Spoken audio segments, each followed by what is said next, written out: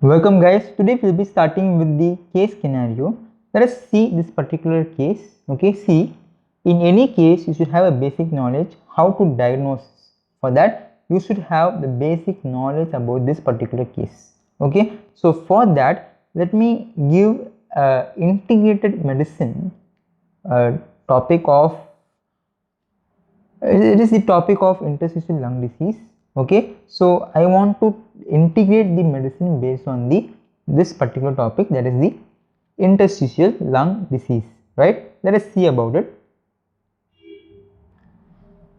Yes, so I told you about the interstitial lung disease we are going to discuss, right? So interstitial lung disease, now listen carefully. In lung we have what? We have the airway. Okay, then we have the alveoli, very important, right? And then the pleura, and then we have the interstitium. This is the basic anatomy for the lung, right? So this is the basic anatomy. Now in this interstitium we have two types. What is those? Alveolar interstitium, and then the, yes, any idea? Vascular interstitium. So alveolar means what? These are the interstitium that covers the alveolar, right? Next we have the vascular, that is the vessels, the blood vessels in the lung is going to cover by the interstitium. Fine. Now what really happens? Talking about the interstitial lung disease, what this alveoli plus the interstitium, we call it as something lung parenchyma. Lung parenchyma. Now when there is any fibrosis, in this lung parenchyma, then you get a condition called as ILD, that is interstitial lung disease. Got it? So this is the basic. So when you have fibrosis in the lung parenchyma, then you get a condition called as interstitial lung disease. But to this nomenclature, it is absolutely wrong. Am I right? So because it covers the interstitium as well as the alveolar, that is through the lung parenchyma. But here we name it as interstitial lung disease, is not a good nomenclature at all. So in 2020, this ILD was renamed, was called as diffuse parenchymal lung disease. Yes, diffuse parenchymal lung disease, or it is called as fibrosis. Diffuse parenchymal lung fibrosis. Am I right? Okay, this point we got. Next, now listen carefully. What is the mediator for this particular disease, that is the interstitial lung disease we are going to talk about? The mediator is about TGF beta. This TGF beta is the most powerful fibrosis mediator, right? This is the most powerful fibrosis mediator. This is very important point. And also we are having one more mediator, we call it as PDGF, that we call it as platelet derived growth factor.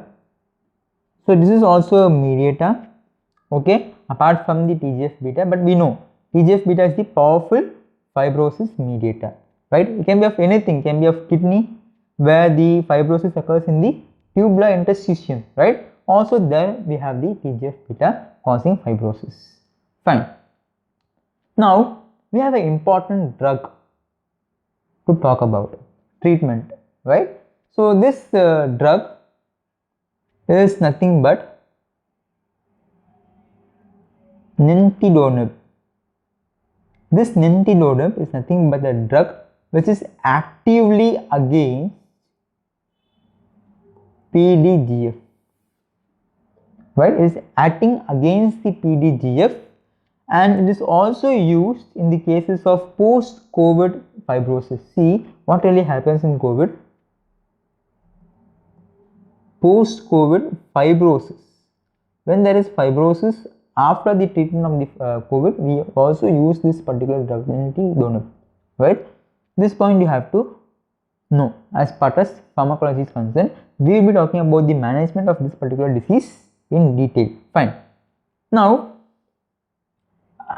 interstitial lung disease, I told you must be knowing about the clinical features, how the patients come to us. That's most important. Now, let us discuss about the cardinal symptoms about how the patients come to us. First important, overall. See, overall interstitial lung disease, if you see, the age is to 50 to 70 years. 50 to 70 years. Listen carefully. I am not going to talk about the classification of interstitial lung disease, just the clinical features, and I will be dealing with the diagnosis of the particular case in detail. Okay, so I will not touch upon the classification. Fine. So age is about 50 to 70 years, particular about interstitial lung disease. That's it. Fine. So overall, males will be more than females. We have some diseases where males be equal to females. Okay, but in overall interstitial lung disease, males will be more prone to than the females, right? So males will be more, and patients come to us in two forms. One, they go to cardiologist because they will be having a symptom called as dyspnea. Okay, dyspnea, but on exertion, that's most important. On exertion, which is the most cardinal symptom. Dyspnea on exertion is the most cardinal symptom where the patients move to cardiologist. So cardiologists should not be confused. Okay, and apart from them, they will be having cough. And how this cough will be, right? It will be dry, non-productive cough, but very important, with no diurnal variation. This is most important. It will be dry. It is a non-productive cough with no diurnal variation. Fine. Okay. So they come to the cardiologist and they'll have a dry and non-productive cough with no diurnal variation. Fine. Next, what happens? What are the symptoms? Apart from this, what are the other symptoms they'll be having? See, if they have a condition of fever plus arthralgia, then you should not, it is a rare type where it's coming from fever plus arthralgia, but we have to, we can take the multiple diagnosis as sarcoidosis.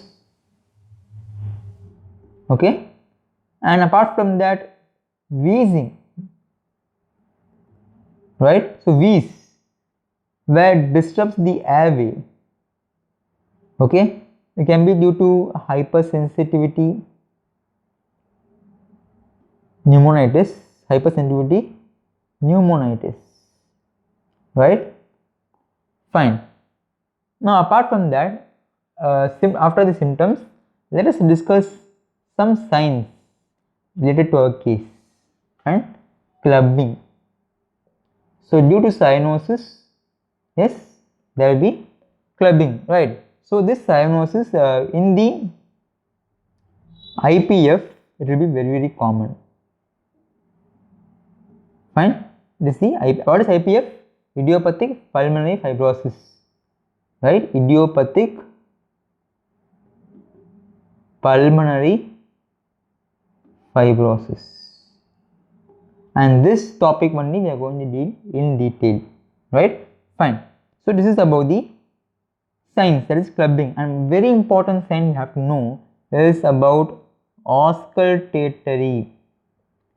So in auscultatory, how it will be means, it is bilateral.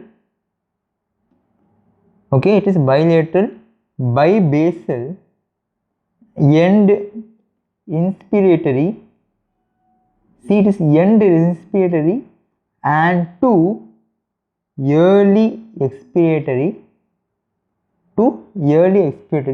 and they will have some crackles, and that crackles we call as velcro crackles, which is not varying with cough. Listen carefully. It is bilateral, bibasal, and end of inspiratory to early expiration. Fine. With what? With velcro crackles. And this velcro crackles is not varying with cough. This is most important when you auscultate the patient and see. Fine. Okay. Now, this particular diagnosis, let me say the diagnosis. Okay. The diagnosis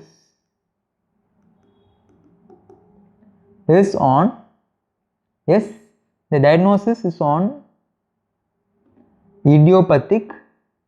I have discussed it, right? So, idiopathic pulmonary fibrosis. Now, let us discuss about how these patients, how the idiopathic pulmonary fibrosis patients come to us. That's most important, right? And then when you go and read the case, it will be very, very simple for you. Just understand, just focus for now. Okay. Now we are discussing about the idiopathic, yes, so idiopathic pulmonary fibrosis. Actually, this term, we have other names also. It is called as usual interstitial pneumonia, right? So, idiopathic pulmonary fibrosis on histology we call it as usual interstitial pneumonia. And what is the age group? It is for 50 to 70 years of age. Okay. And apart from that, yes, the males are more prone to females, we discussed, right? But we discussed particular for interstitial lung disease. Now we are seeing for idiopathic pulmonary fibrosis, right? So males are more prone, and usually there will be no etiology. Okay, if present, it can be RA can be present, but particularly there is no etiology. Okay, and commonly affects the lower lobe. Very important. Commonly affects the lower lobe, right?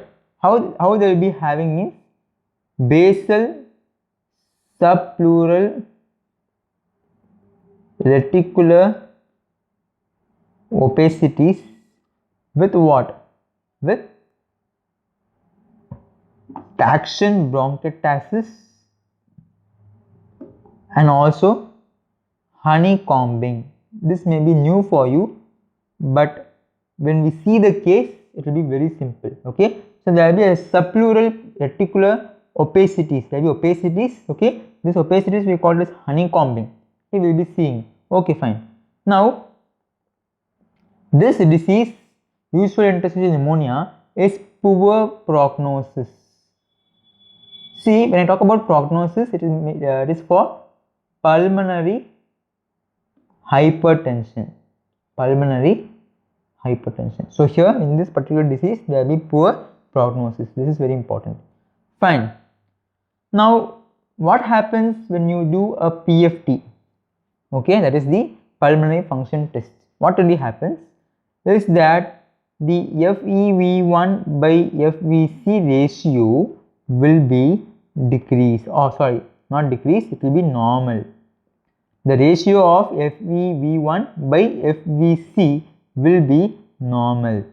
Okay, but then the FVC ratio, this is very important, FVC ratio will be decreased. Why? Because it is very difficult for the lung to take in the air, and that is because of inspiratory capacity. Inspiratory capacity will be very low. It's very difficult for the lung to take in the air, so the inspiratory capacity will be very low, and because of this, our FVC is low. What is FVC in physiology? Come on, tell me. Yes, it is the IRV. It includes IRV, TB and ERV, all those will get decreased, and because of this our total lung volume, right, total lung capacity will also be decreased because FVC is decreasing. This is very important. Fine. Okay. Now we saw about total lung volume is decreasing. This you just note down because in case it will be there. Fine. Okay. Next, let us learn about the CT findings. What you see in CT is that first of all there will be septal thickening. Okay, there will be septal thickening. This you can see it as linear shadows. This is most important, and we already saw in auscultatory that it will be in the form, not auscultatory. Let us see here. Yes, honeycombing, right? Yes, and there will be typical, very important, typical honeycombing pattern. Typical honeycombing pattern. Why? Because there will be a symmetrical cyst with polyhedral in shape, and that is separated by the walls of our lung, and even the walls get thickened. Even the walls get thickened, and that's how it will be as the honeycomb pattern. Fine. Okay. Now there will be traction bronchiectasis. What is this? See, because of pulmonary fibrosis, that is the topic, idiopathic pulmonary fibrosis, and because of this pulmonary fibrosis, why pulmonary fibrosis occurs? Because of the lot of bronchiolar dilatation. Very important. Bronchiolar dilatation, you get the pulmonary fibrosis, and that we call it as traction bronchiectasis, which is a very typical CT finding. Fine. Okay. Now in non-specific interstitial pneumonia, you get a clear-cut appearance of ground glass appearance, right? Even in COVID also you get to see ground glass appearance, right? And this is also ground glass appearance, you have to know. Fine. Now let us move on with the case and see if the clinical findings is easy or not. Fine. Okay, let's move on. Yes guys, so this is the case now. A 65-year-old, look at the age. I told you the age is what? Yes, any idea? 50 to 70 years of age. Am I right? So this 65-year-old, okay, gentleman, yes, male or, sorry, yes, the male is more prone to female. Fine. With gradual progressive dyspnea on exertion. It is right. So in any kind of interstitial lung disease, the basic how the patient come to us is the progressive dyspnea on exertion. That is the cardinal sign, I told you, right? And non-productive cough. That's it. How the cough will be? It will be dry, non-productive cough. Fine. He has no history of underlying lung disease, joint inflammation, skin rashes, no any other systemic inflammatory disease like lupus or RA. Fine. So there is no etiology. Okay. He saw no medications and no environmental exposures to allergens. But on examination, he has fine crackles. I told you, fine. Audible over his lung bases. Yes or no? Okay. Bilaterally, yes, I told you, and clubbing over his fingers. So each and every word is very easier for us. So actually all the words we have discussed, okay, clubbing of his fingers, fine crackles, bilaterally, everything, right? And chest X-ray, CT scan, what it shows? bilateral ground glass shadows. I told you ground glass appearance, right? Okay. The pulmonary function test, we discussed that also. Let us see how it is. It showed a normal expiratory flow rate, okay, and reduced total lung capacity. Reduced total lung capacity, I told you, because the ratio is normal, where which is more in the condition, yes, FVC will be decreased. If FVC is decreased, okay, according to physiology, our total lung capacity will also decrease. Very important. So there is reduced total lung capacity. A bronchoscope guided biopsy was taken and sent to the histopathologist for the definitive diagnosis. Now I must be talking about the pathology of this particular disease. That's it. And the pharmacology, how we are going to manage. That's it. What is your diagnosis? Yes, tell me. You already know. It is the usual interstitial pneumonia, also called as idiopathic pulmonary fibrosis. Okay, you all know. What are the other names? Yes, we discussed. Okay, idiopathic pulmonary fibrosis or the usual interstitial pneumonia. Fine. Okay. Now they have asked a question. What is the difference between obstructive and restrictive disease? Obstructive and restrictive disease, we have to know. Okay, it's very important. What is the what is the difference between those kinds, right? So that we have to know. Okay, now what really happens is that in obstructive disorders, okay, let me write here. In obstructive disorders, there will be reduction in airflow. Okay, in obstructive there will be reduction in the airflow. But in restrictive, what really happens? There will be reduction in lung volume. Lung volume is decreased. And in obstructive, there we saw about the pulmonary function test. What we saw, that is FEV1 and FEV1 by FVC ratio will be decreased. But in restrictive, what we discuss now is normal. The ratio is normal and the FVC is very low, right? Next, actually there will be shortness of breath. Okay, there will be shortness of breath in case of obstructive disease, and this is because there will be shortness of breath in exhaling the air. So the air will remain inside the lung, okay, after full expiration. Fine. And what are the examples of obstructive diseases? It can be of COPD, it can be of asthma, it can be of bronchiectasis, right? And restrictive, if you see, we have the interstitial lung diseases, and we have the scoliosis, and we also have the neuromuscular cause. So this is about the difference between the obstructive and restrictive disease. Now let us discuss about, in case of idiopathic pulmonary fibrosis, the next important type is the non-specific interstitial pneumonia.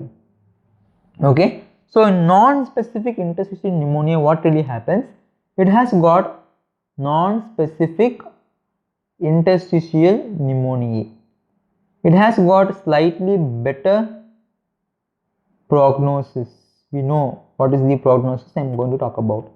We have better prognosis than UIP, and it is associated with connective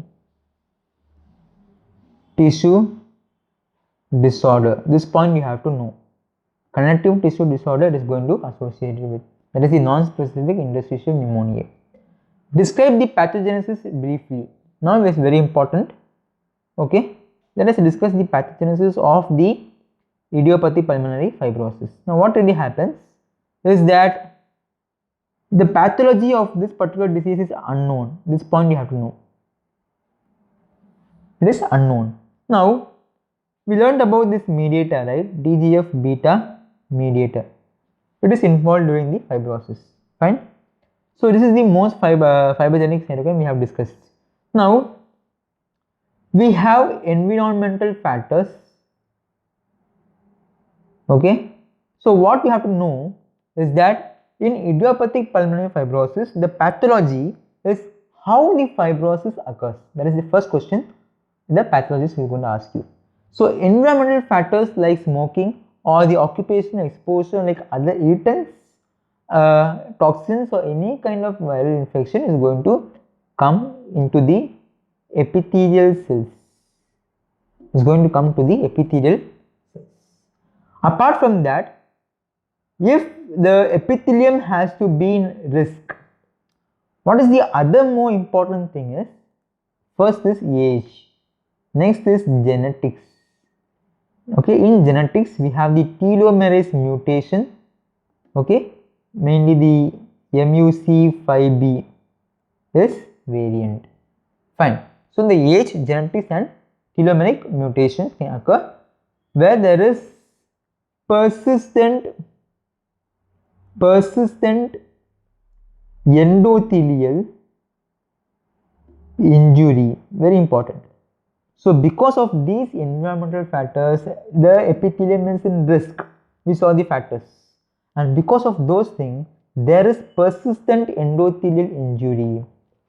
Okay, and now who is coming into role is our pro-fibrogenic factors, and because of those pro-fibrogenic factors, there will be abnormal intracellular signaling, which is going to help in fibrosis. So we saw how the idiopathic pulmonary fibrosis occurs in them. That is most important as far as pathogenesis is concerned. Fine. Now in histology slides, okay, what you can see is about, let me just erase, let me use different colors. Okay, now in histology of these patients, there will be a patchy, okay, there will be a patchy interstitial fibrosis. There will be patchy interstitial fibrosis, and this fibrosis is going to continue. The fibrosis is going to have more amount of fibrosis, and that we call it as fibroblastic foci. Here you can see fibroblastic foci. Okay, more amount of fibrosis occur in those particular regions, and we call it as fibroblastic foci and foci. So this fibroblastic foci is going to be more fibrotic, and there will be less cellular, and here you will have the dense fibrosis. So patchy interstitial fibrosis, fibroblastic foci, and then we have the dense foci. Fine, dense fibrosis occurs. Now this dense fibrosis, what really happens, that there will be destruction in the alveolar architecture. The alveolar architecture is getting destroyed in such a way that there will be formation of cystic spaces, right? Important. Cystic spaces, and this cystic spaces will be lined by the hyperplastic type 2 pneumocytes. Hyperplastic type 2 pneumocytes, and thus we get a classical finding of the honeycombing fibrosis of the lung, right? This important thing you have to know. Fine. So this is about the pathogenesis. We have I have explained briefly. Now what are the Masson bodies in which restrictive lung disease we observe them? Now before knowing about this Masson bodies, we have to learn the next important type,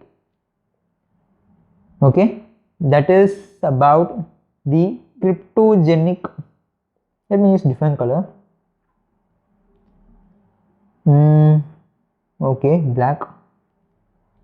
The last part, that is cryptogenic organizing pneumonia. Fine. So this cryptogenic organizing pneumonia, what really happens? This is also called as BOOP. Okay, This is also called as BOOP. So in olden days we call this as BOOP, and now it has been changed to cryptogenic organizing pneumonia. So BOOP is nothing but what? Bronchiolitis, yes, obliterans organizing pneumonia. Fine. So this can be associated with viral or bacterial infections. So in histopathology of this particular slide, what you can see is the classical finding of the Masson bodies. So what is this Masson bodies? Is that there will be ball of fibroblastic foci. So fibroblastic foci and the ball there will be a ball of fibroblastic foci, okay, and we also call it as proliferation of the fibroblastic foci, right? So in which restrictive lung disease we observe them? Yes, of course, it is the cryptogenic organizing pneumonia. Fine. So we discussed about the case history in detail. I hope it is clear now. Okay, and thank you for watching. Please subscribe. Have a nice day. Thank you.